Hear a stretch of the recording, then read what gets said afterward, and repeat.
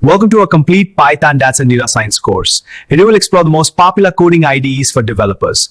Choosing the right IDEs key to accelerating your learning. Let's dive right in. In this video, we look at some of the most popular Python coding IDEs used by developers and data scientists. First, VS Code, one of the most popular and lightweight editors, widely used for web development, automation, and data science. Next is PyCharm, a powerful professional IDE designed specifically for Python with excellent debugging and code completion features. For data science and machine learning, tools like Google Colab and Jupyter Notebook are widely used. They allow you to run Python code step by step and easily visualize data. Spyder is another scientific IDE commonly used for research and data analysis, especially with Anaconda.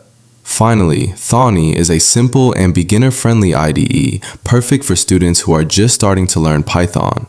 We will mostly use Thonny, Jupyter Notebook, and Google Colab in this tutorial. These IDEs help developers write, test, and manage Python code more efficiently.